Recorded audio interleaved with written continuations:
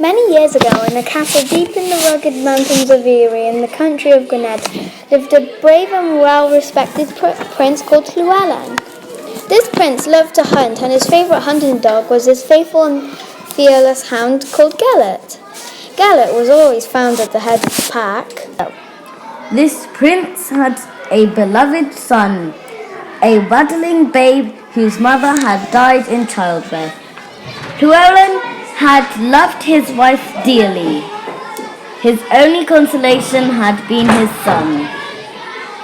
Llewellyn had promised his wife that he would cherish the boy. He looked forward to the day when the two of them could ride out together, tracking the wolves found in the ancient hills and the dark forest of Gwynedd. One day, Llewellyn and his men were preparing to go out hunting. The baby lay fast asleep in his cradle. The day was cold and damp, but a huge log fire blazed in the bedchamber. The cradle was covered with warm furs.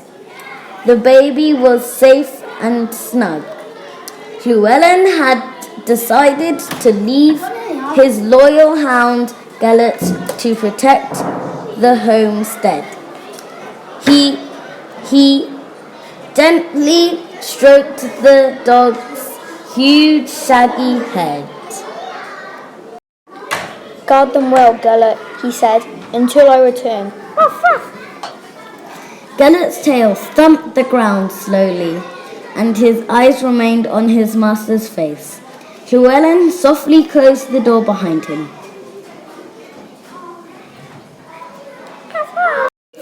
It was late when the prince returned home. He was tired but victorious. A sumptuous feast was being prepared. He strode through the great hall towards the bedchamber, eager to see his son and relaxed in front of the great fire.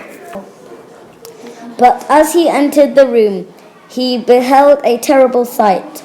Furniture lay upturned, tapestries had been ripped from the hangings, and the baby's cradle lay empty on the floor.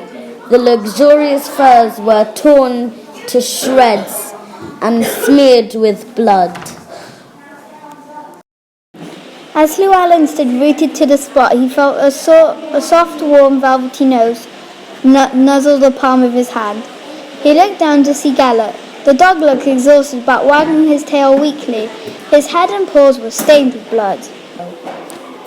"You wicked creature," roared the prince.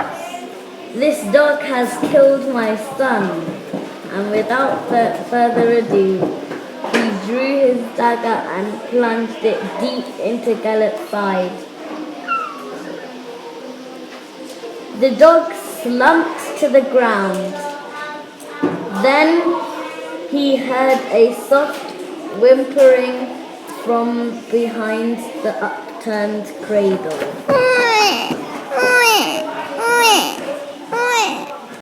As the dog lay dying, Llewellyn gently picked up his son.